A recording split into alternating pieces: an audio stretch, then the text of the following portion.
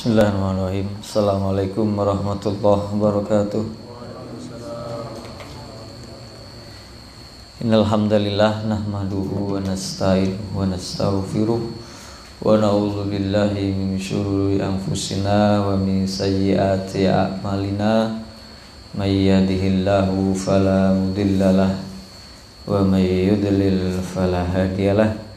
Asyhadu an la ilaha illallah wahdahu la syarikalah wa asyhadu anna Muhammadan abduhu wa rasuluh la nabiyya ba'dah. Alhamdulillah, segala puji hanya bagi Allah yang telah memberikan kita karunia, anugerah, kenikmatan yang tidak terhingga, tidak bisa kita hitung satu persatu, dan sebuah kewajiban bagi kita untuk senantiasa mentaati perintahnya, menjalankan segala kewajiban kita dan menjauhi segala larangan-larangan yang dilarang oleh Allah Subhanahu wa ta'ala dan Rasulnya, sebagai bentuk wujud syukur kita kepada Allah Subhanahu wa ta'ala. Salawat dan salam kita sampaikan kepada Nabi kita Muhammad sallallahu alaihi wasallam, manusia yang paling mulia, yang paling agung akhlaknya, yang menjadi pedoman, menjadi panutan, uswah hasanah bagi kita umat muslim dan manusia umumnya. Tidak hanya bagi umat yang beriman saja, tapi beliau adalah panutan umat manusia seluruhnya, karena beliau sallallahu alaihi wasallam diutus kepada seluruh alam, tidak hanya bangsa tertentu, tidak hanya wilayah tertentu. Semoga kita bisa mengikuti sunnahnya, meniru, mencontoh akhlak ibadahnya, menjadikan kita hamba-hamba yang diridhai oleh Allah Subhanahu wa ta'ala. Amin.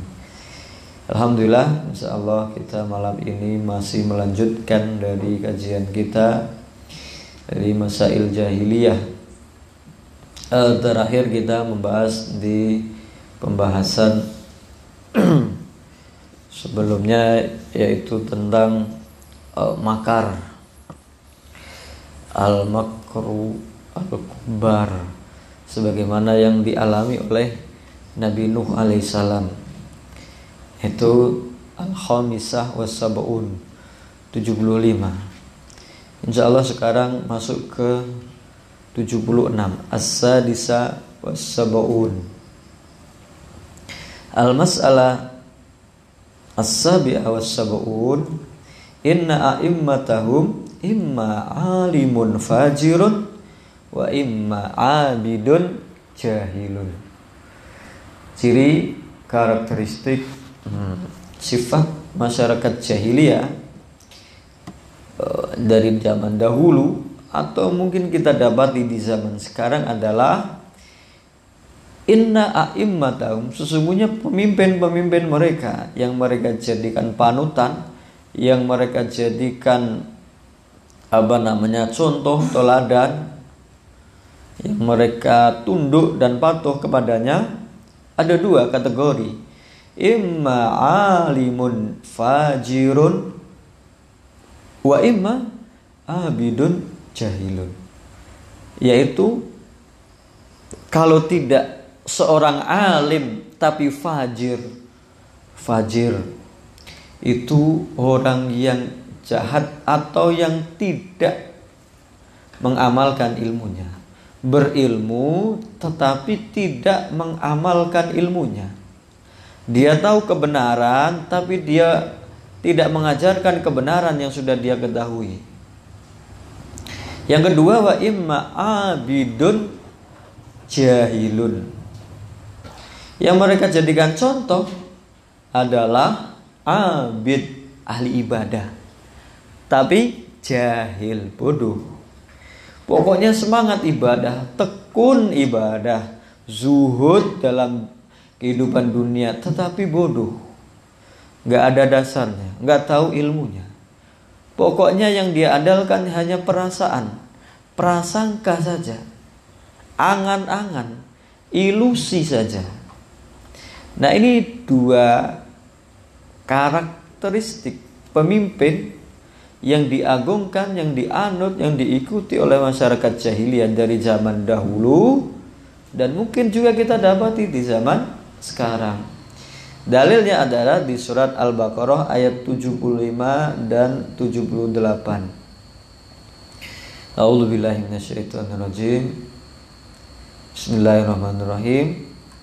Wa qad kana fariqum minhum yasma'una kalamallah thumma yukharrifunahu min ba'di ma aqaluhu wa hum ya'lamun. Dan sebagian dari mereka, sebagian dari ahli kitab, dari orang-orang Yahudi, fariqum minhum, sebagian dari mereka, yasma'una kalamallah, mendengar firman Allah subhanahu wa ta'ala, membaca, mendengar, memahami.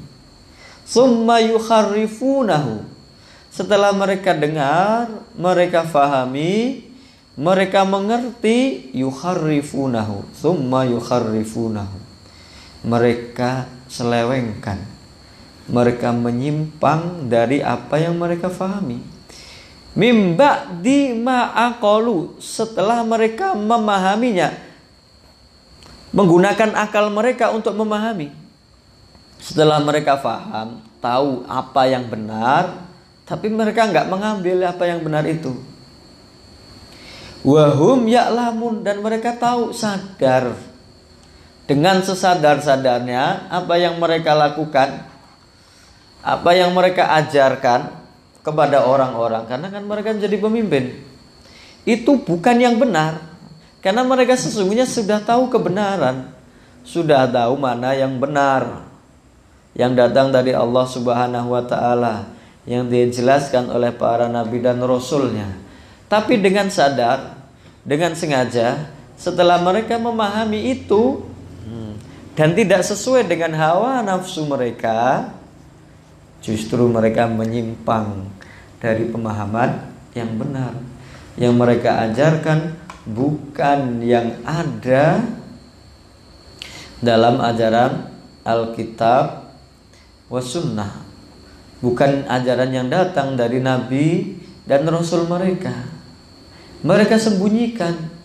Di antaranya orang-orang Yahudi ketika mendapati pelaku zina, mereka sadar sesungguhnya di dalam Taurat itu sudah ada ketentuannya bahwa yang namanya hukum orang yang berzina itu dirajam sampai mati. Tapi mereka sengaja menutupi itu. Mereka ingin berhukum dengan cara hukum yang lain, yang bukan datang dari Allah dan Rasulnya. Lalu mereka coba-coba nguji, ngetes Rasulullah SAW.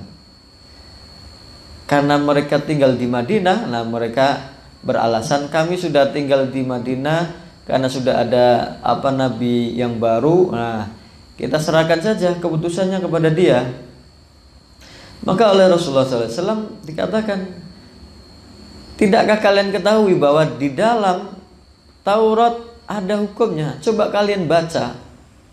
Ketika mereka baca, Nabi SAW kan orang yang ummi, tidak tahu membaca, tidak tahu menulis.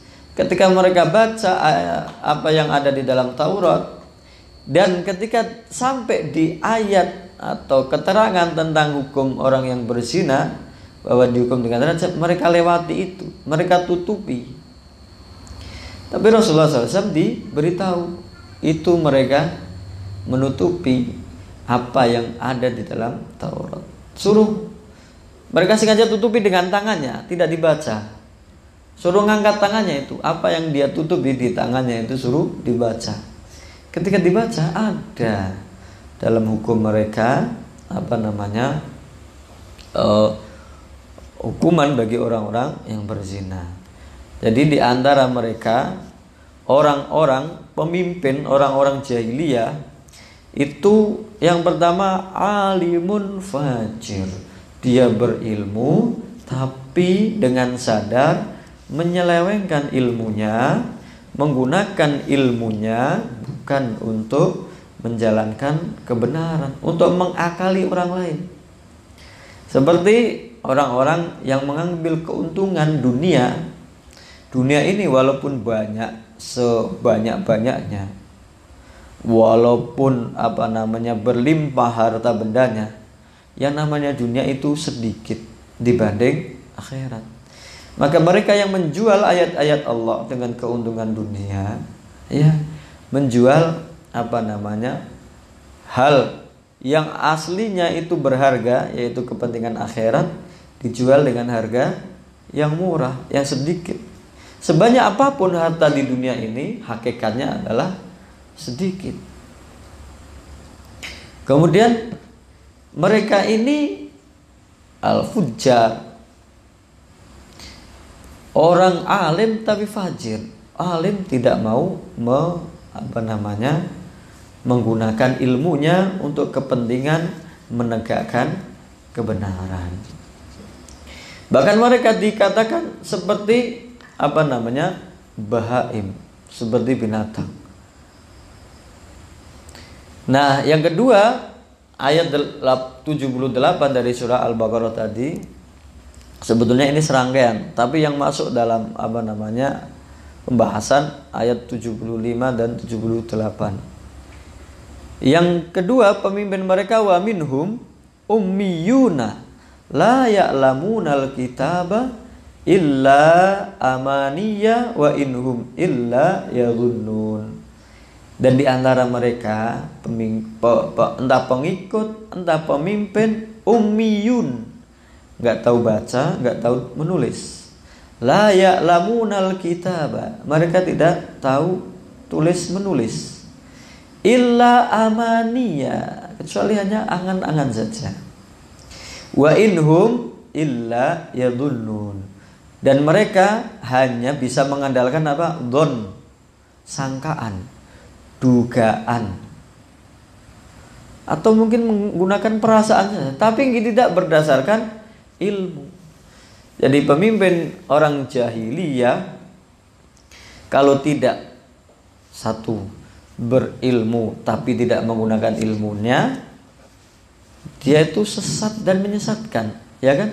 Sudah dianggap sebagai orang yang alim, orang yang pintar, dijadikan rujukan banyak orang, tapi ternyata memang ilmunya nggak dipakai, disembunyikan. Yang dipakai adalah cara atau bagaimana menyesatkan orang lain. Nah, yang kedua, abid jahil, orang ummi, la ya'lamunal kitab, mereka nggak tahu menulis, membaca. Bahkan kalaupun mereka bisa membaca, mereka nggak tahu artinya. Mereka tidak tahu artinya. Lah apa yang mereka ikuti? Yang mereka ikuti hanya hawa nafsu, persangkaan, mungkin perasaan, halusinasi saja yang mereka ikuti. Nah, inilah orang-orang jahiliyah yang tidak menggunakan akal dan pikirannya untuk mengikuti kebenaran. Jadi orang-orang yang pertama yang diikuti itu, yang pertama itu pemimpin yang tahu tapi tidak mau menggunakan ilmunya. Kemudian pengikutnya banyak, muqallidnya banyak, yang taklid banyak, yang memujanya banyak, tetapi tidak menggunakan kebenaran sebagai patokan cara beragama. Begitu juga yang kedua, mereka menggunakan pokoknya yang sudah dilakukan oleh nenek moyang kita, itu yang kita lakukan. Dalam surat Al-Maidah ayat 104. Awalau kana aba'uhum la ya'lamuna syai'aw wa la yahtadun. Mereka itu hanya mengikuti kakek nenek moyang mereka. Apakah kalau nenek moyang mereka itu enggak tahu apa-apa dan tidak mendapat petunjuk, tetap mereka ikuti? Nah, ini kan namanya taklid, hanya fanatik buta, tidak ada pikiran untuk menggunakan akal dan pikirannya untuk mencari kebenaran. Jadi agama Islam mendorong umatnya untuk mencari kebenaran dengan ilmu. Makanya kedudukan ilmu sangat tinggi. Ya ayyuhalladzina amanu idza qila lakum tafassahu fafsahu yafsahillahu lakum wa idza qila suzu fansuzu yarfa'illahu alladzina amanu minkum walladzina utul ilma darajat. Yang diangkat oleh Allah Subhanahu wa taala adalah orang yang beriman dan berilmu dan mengamalkan ilmunya. Alladzina amanu wa amilus solihati. Nah demikian juga orang-orang yang yang sudah tidak punya ilmu ini, kemudian dia berfatwa, dia menjadi orang yang memutuskan hukuman, dia orang yang orang yang menjadi panutan, orang dijadikan rujukan oleh banyak orang. Nah, inilah orang-orang yang tidak berilmu tetapi kemudian dijadikan panutan pemimpin. Allah Subhanahu wa taala tidak mencabut ilmu itu dengan serta-merta. Dalam salah satu hadis Rasulullah SAW bersabda, "Innallaha la yaqbidu al-ilma intiza'an yantazi'u minal ibad." Sesungguhnya Allah Subhanahu wa taala tidaklah mencabut ilmu itu dengan serta-merta. Tiba-tiba orang yang tahu ilmu menjadi bodoh, lupa semuanya. Tidak. Walakin yaqbidu al-ilma biqabdil ulama. Tetapi Allah Subhanahu wa taala ketika mencabut ilmu dari manusia, dia mewafatkan orang-orang yang pandai, orang-orang yang berilmu, ulama. Biqabdil ulama. Kalau sudah nggak ada ulama, orang yang pintar, orang yang tahu, hatta idza lam yabqa aliman. Ketika sampai masanya sudah tidak ada orang yang berilmu, nggak ada lagi yang berilmu, karena semua yang berilmu sudah wafat, sudah meninggal. Lalu bagaimana keadaan manusia di saat itu? Ittakhadan nasu ru'usan juhala. Kalau sudah nggak ada orang yang berilmu, orang-orang akan mengambil pemimpin dari orang-orang yang jahil. Fasu'ilu fa'aftu bighairi ilmin. Orang-orang jahil ini dijadikan pemimpin, dijadikan panutan, dijadikan rujukan, kemudian ditanya tentang masalah hukum. Fasu'ilu fa'aftu. Kemudian mereka berfatwa bighairi ilmin, tanpa ilmu yang mereka dapati, tanpa ilmu yang mereka punyai. Fadallu wa adallu. Mereka ini disebutkan yang sesat dan menyesatkan. Jadi ini yang mungkin terjadi tidak hanya zaman dahulu, tetapi di zaman sekarang. Ciri-ciri orang yang bisa dikatakan jahiliyah dalam masa modern itu, mereka orang yang berilmu sudah dijadikan panutan, pemimpin, ketua. Dulunya berilmu, tapi ketika sudah menjadi pemimpin, kecenderungannya malah melupakan ilmunya, bahkan menjelek-jelekkan syariat Islam, melecehkan, menghina bahkan orang-orang yang memakai simbol menegakkan syariat Islam. Kemudian yang bodoh komentar lagi. Yang bodoh dijadikan pemimpin, yang bodoh dijadikan panutan, berdebat, mempunyai pendapat tanpa ilmu. Syariat Islam itu kan hanya cocok di waktu dia diturunkan. Ketika zaman sudah berubah, waktu sudah berganti, kondisi manusia berbeda-beda, bisa saja syariat itu tidak diterapkan. Cari yang cocok dipakai, yang tidak cocok ya sudah tinggalkan. Mereka digambarkan sebagai orang yang mengambil hukum-hukum tertentu saja dan meninggalkan hukum-hukum yang lain. Asal comot yang sesuai dengan hawa nafsu mereka, mereka ambil, yang tidak ya sudah tinggalkan. Nah, inilah orang-orang yang berilmu, menggunakan ilmunya untuk menyesatkan manusia. Selanjutnya, tadi as-sadisah was-sab'un, 76, sekarang 77. As-sabi'ah was-sab'un, 77. Dakwahum annahum awliyaullah min dunin nas. Orang-orang jahilah zaman dahulu, mereka dalam kesesatan, dalam kemungkaran, dalam kejahilian, tapi mereka menganggap diri mereka adalah wali-wali Allah. Jadi dakwahum annahum awliyaullah min dunin nas. Mereka mengklaim, mengaku sebagai wali-wali Allah, bukan manusia yang lain. Yang lain tidak setara dengan mereka. Mereka mengaku sebagai ras tertinggi, ras terbaik, bangsa yang paling dominan, yang berhak untuk mengatur di muka bumi ini. Nah, ini mereka mengaku, mengklaim bahwa mereka adalah wali-wali Allah, kekasih Allah, orang yang dekat dirinya kepada Allah Subhanahu wa taala, orang yang bahkan dijamin oleh Allah Subhanahu wa taala, mereka dilindungi, diridhoi oleh Allah Subhanahu wa taala, disukai oleh Allah Subhanahu wa taala, mengaku sebagai wali Allah. Sebagaimana dalam surah Al-Jumu'ah ayat 6 dan 7. Qul ya ayyuhalladzina hadu in za'amtum annakum awliya'u lillahi min dunin nasi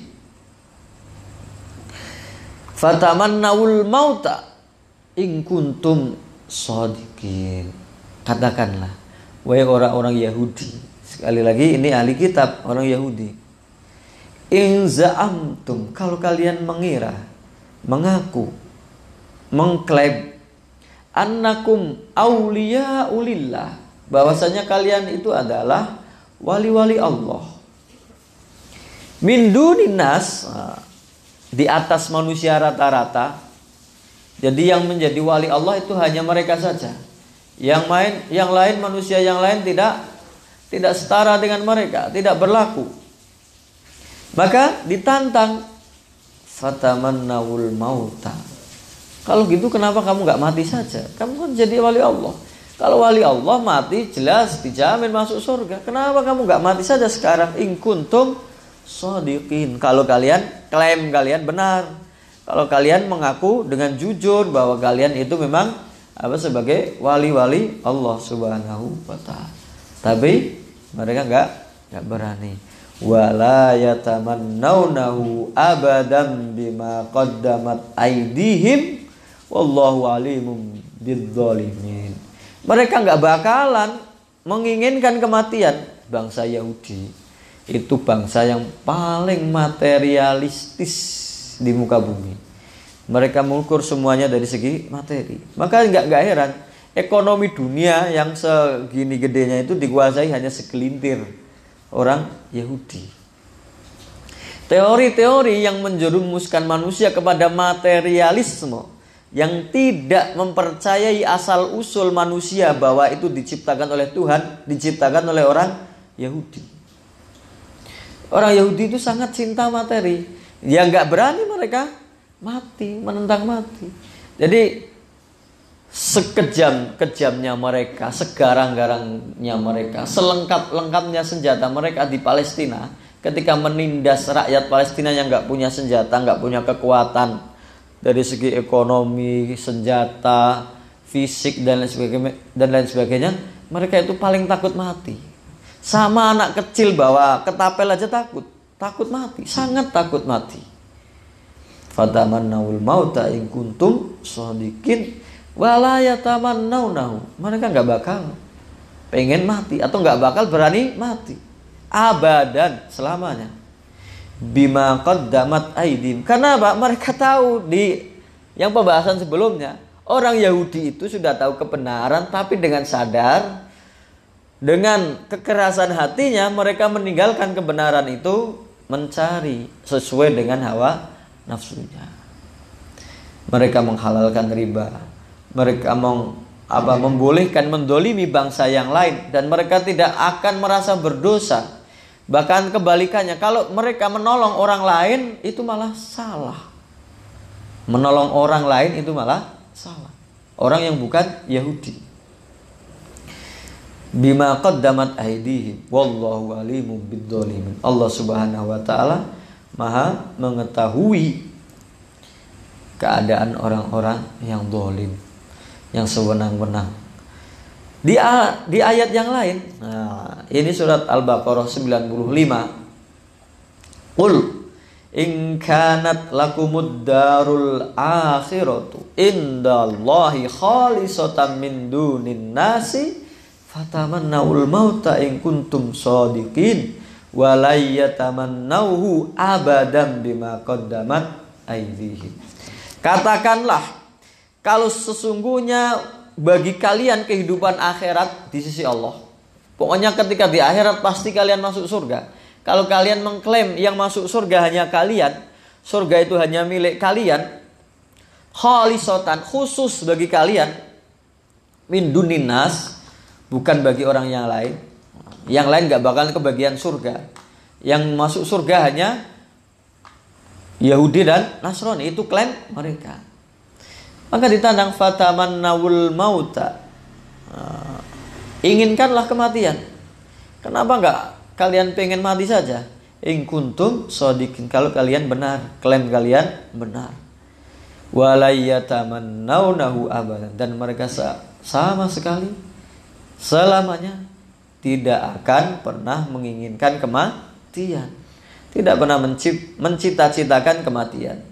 Karena apa? Bima qaddamat aydihim, karena ulah tangan mereka sendiri. Begitu juga Surah Al-Maidah ayat 18. Wa qalatil yahudu wan nasara nahnu abna'ullahi wa ahibba'uh. Qul falima yu'adzibukum bidzunubikum bal antum basarum mimman khalaq. Dan orang-orang Yahudi dan Nasara mereka berkata, nahnu abna'ullah, kami adalah anak-anak Tuhan, manusia pilihan, ras tertinggi, termulia di muka bumi ini. Wa ahibba'u, dan yang dicintai oleh Allah Subhanahu wa taala. Yang lain itu bangsa rendah, bangsa yang hina, enggak layak berteman, bergaul dengan orang Yahudi. Qul, kalau begitu, falima yu'adzibukum bidzunubikum. Kenapa? Kalau klaim kalian itu benar, kenapa Allah Subhanahu wa taala mengadab kalian, menyiksa kalian? Betapa banyak siksaan, adab yang diturunkan oleh Allah Subhanahu wa taala kepada bangsa Yahudi. Ketika mereka bermaksiat, yang penghuni di tepi pantai disuruh tidak bekerja di hari Sabtu, mereka melanggarnya, dijadikan babi dan kera. Ketika mereka melanggar perintah Nabi Musa, bahkan mereka tobatnya harus membunuh diri mereka sendiri. Kenapa kalian kok sempat diadab? Katanya kalian dicintai oleh Allah Subhanahu wa taala. Kalian katanya anak-anak Tuhan. Yang lain adalah gembala-gembala yang sesat katanya. Kata mereka. Klaim mereka. Bal antum basyarum mimman khalaq. Kalian hanya manusia biasa yang diciptakan oleh Allah Subhanahu wa taala. Ayat yang lain Al-Baqarah ayat 111. Wa qalu, ini klaim mereka. La yadkhulal jannata illa man kana hudan aw nasara. Mereka mengatakan tidak bakal masuk surga kecuali hanya orang Yahudi dan Nasrani saja. Ya itu klaim mereka. Kalau memang itu anggapan kalian benar, ya sudah, kalian kenapa nggak mati saja? Kan langsung dijamin masuk surga.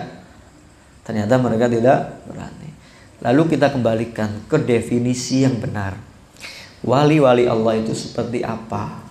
Wali-wali Allah itu bagaimana ciri-cirinya? Maka dijelaskan di surah Yunus ayat 62. Ala inna awliya Allahi la khawfun alaihim walahum yahzanun. Sesungguhnya wali-wali Allah itu mereka itu tidak pernah takut dan bersedih hati. Stabil, konsisten. Kenapa mereka bisa konsisten?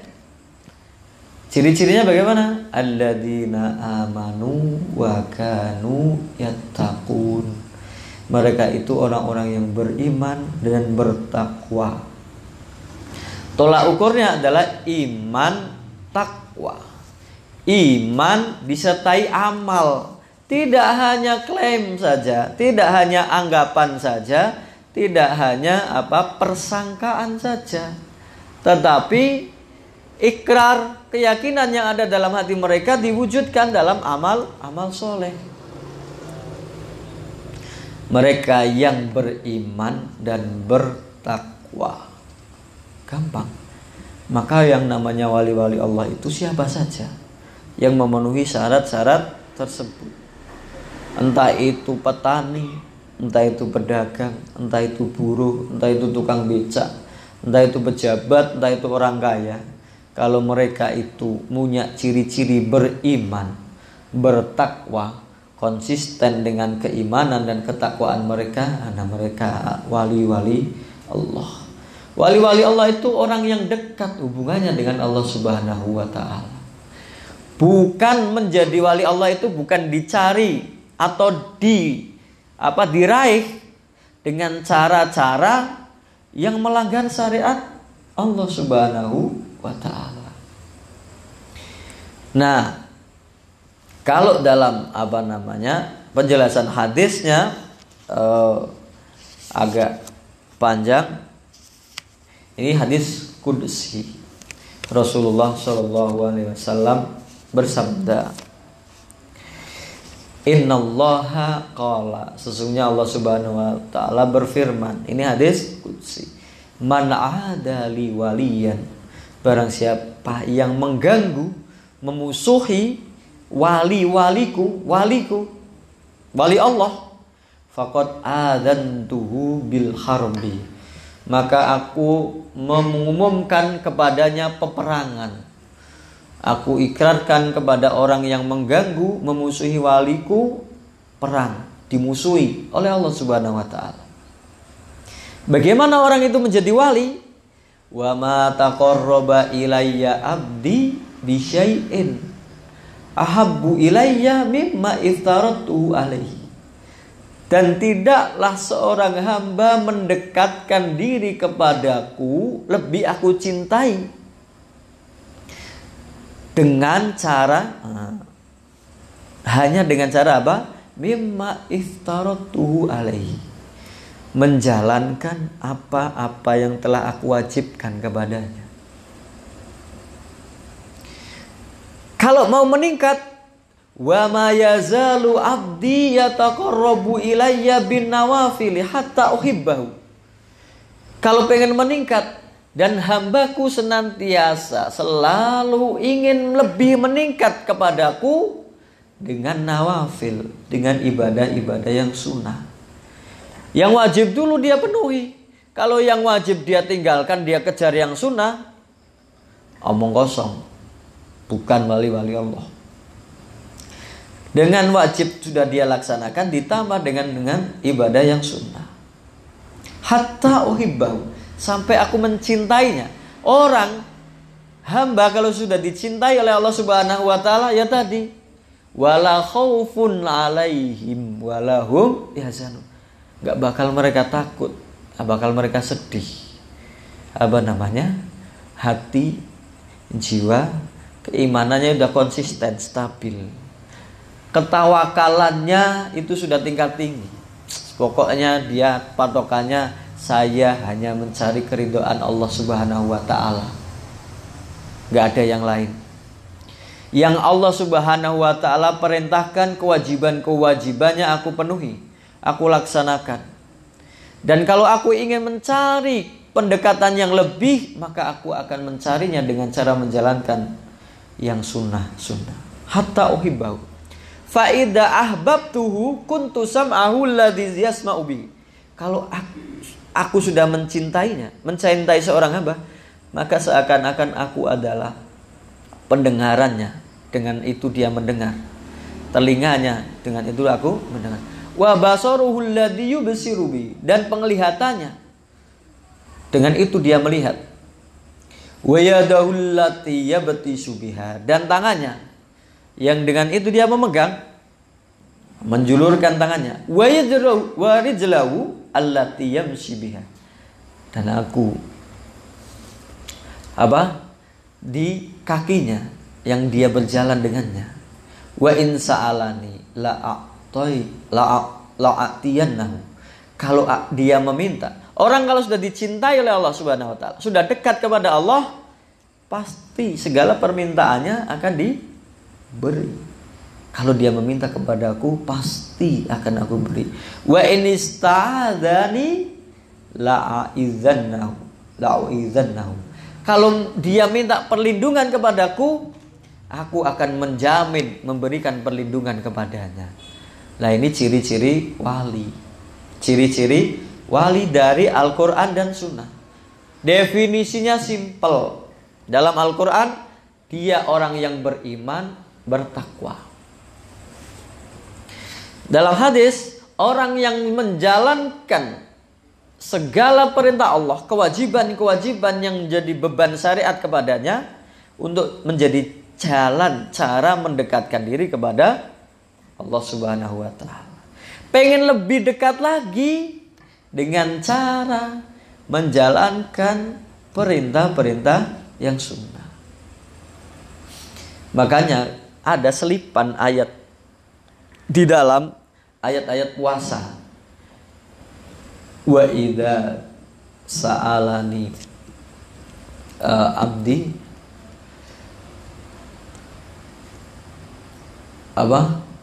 ayat 186 dari surat Al-Baqarah. Wa idza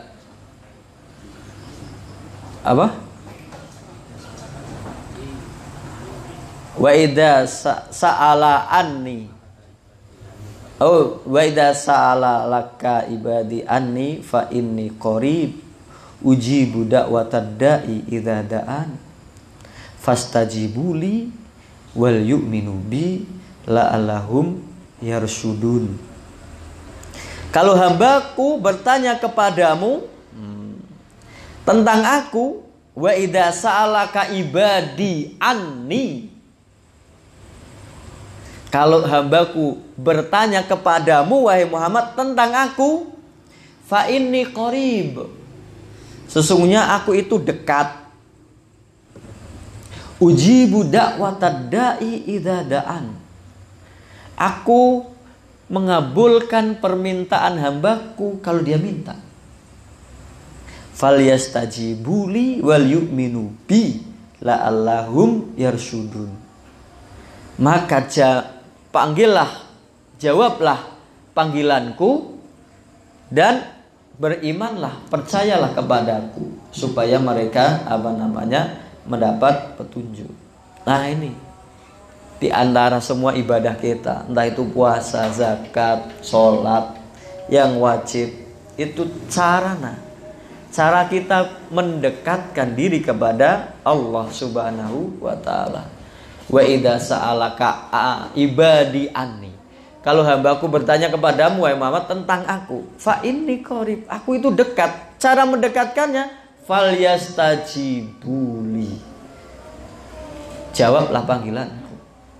Allah Subhanahu wa taala memerintahkan kita untuk sholat, untuk puasa, zakat, haji, bersedekah, melaksanakan kewajiban. Nah, itu falyastajibuli wal yu'minu bi, berimanlah kepadaku. Nah, ini jahiliyah modern. Jahiliyah zaman sekarang. Ada orang-orang yang mengaku wali, atau ada orang-orang yang menganggap orang lain itu wali, tapi kondisinya orang itu gila, maka dianggap wali.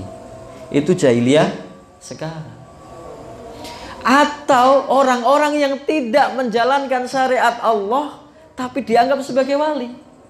Gak kelihatan dia sholat, gak pernah tersentuh air wudhu, tapi karena dia menyimpan sesuatu atau punya kelebihan, kesaktian atau keanehan, dianggap wali. Patokannya adalah keanehan, kesaktian, kepintaran yang dia miliki, bukan sejauh mana dia mengerjakan kewajiban dan menambah dengan hal-hal yang sunnah. Patokannya hanya itu. Padahal yang namanya orang sholat itu wala taqrabus sholata wa antum sukaro. Ini adalah periode atau tahap ketiga dari larangan orang minum khamr. Sebelum khamr diharamkan secara total, janganlah kalian mendekati sholat atau melaksanakan sholat. Jadi penafsirannya ada yang mendekati tempat sholat atau melaksanakan sholat wa antum sukaro. Kalian dalam keadaan mabuk. Orang mabuk itu kan tidak tahu apa yang dia ucapkan. Lah ini ke orang yang mabuk saja nggak boleh. Lah ini orang gila yang nggak pernah sholat atau nggak pernah tersentuh air wudhu, nggak pernah toharah, dianggap sebagai wali. Itu adalah tolak ukur yang salah. Jadi pembahasan ini mungkin nanti di pertemuan selanjutnya akan kita bahas atau kita ulang lagi. Ya mungkin selintas atau sepintas. Mungkin ini yang bisa kita bahas di malam hari ini, karena kita mungkin ada agenda lain yang mungkin bisa diagendakan. Wallahu ta'ala. Jadi kita hanya dua pembahasan, as-sadisa was-sab'un was-sabi'a was-sab'un, 76 77. Tentang pemimpin orang jahiliyah adalah alim fajir wa abid jahil. Pemimpin orang jahiliyah itu berilmu tapi tidak menggunakan ilmunya. Kemudian bodoh tapi rajin ibadah. Nah, yang sabi'a was-sab'un, mereka orang-orang itu mengaku sebagai wali Allah. Tapi pengakuan mereka tidak diwujudkan dengan bukti nyata, dengan amal dan perbuatan. Mereka hanya mengklaim saja, hanya mengaku, membuat prasangka. Wallahu ta'ala alam. Nah, hal min soal atau ada sedikit tanya jawab atau mungkin kita langsung saja. Nah, langsung saja. Kita tutup dengan doa kafaratul majelis. Subhanakallahumma wa bihamdika asyhadu an la ilaha illa anta astaghfiruka wa atubu ilaik. Assalamualaikum warahmatullahi wabarakatuh.